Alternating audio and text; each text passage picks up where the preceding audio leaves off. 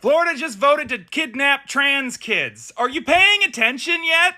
SB 254 is a bill that the Senate just voted on yesterday to allow them to remove trans kids that receive gender-affirming care from their parents. And when I say gender-affirming care, I mean anything that's for trans kids. Because if it's breast augmentation or a nose job so that a girl can feel more like a girl, that's totally fine. We wouldn't want to mess with that. But if a girl feels like a boy, illegal, straight to jail. This is on the heels of that Don't Say Gay bill, which was just to protect the children, until this week when they moved it all the way up to 12th grade. And then they criminalized drag queens, making it a sex crime. Then they made it so that sex crimes were punishable by death. And then they made it so that you only needed 8 of the 12 jurors to convict someone to death in a trial. If you hear all that, and you can't do that very, very simple math to see that what they are attempting is legal genocide, then you are either a liar or a fool. Which is it? They are attempting to legally eradicate a group of people, which is also why they don't want books in the schools, because this is behavior that's been attempted before. You know what I'm referencing. I'm done listening to your excuses. It's never been about the kids. Yes, this is fascism. If you don't see that, you're supporting it.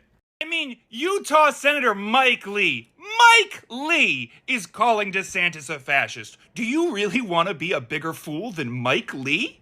That guy's doing all this because he wants to run for president. He's not legally allowed to declare it yet because Florida governors have to resign if they run for president, and he's not willing to lose his power before he gains even more. So he'll just change it. He'll just do whatever he wants because that's what fascists do. It's a little preview of what they'd like to bring to the United States. A 6-week abortion ban across the board. You're not allowed to talk about LGBTQ issues up until 12th grade. You're not allowed to have trans kids. You're not allowed to dress the way you want in public. Book bans across the board. And as an employer, you're not allowed to disagree with the government whatsoever, or they will directly attack you. This is not isolated to Florida. 31 of the states in our union are controlled by Republicans.